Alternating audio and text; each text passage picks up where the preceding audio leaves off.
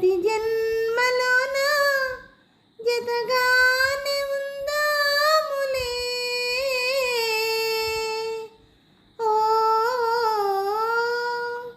ఆ నీ మనసు నా మనసు ఏకమై.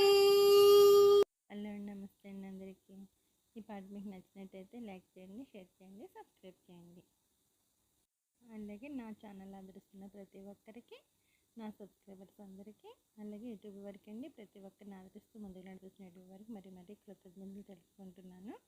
అలాగే నా ఛానల్ చూస్తున్న ప్రతి ఒక్కరికి పేరు పేరున థ్యాంక్ యూ వెరీ మచ్ అండి.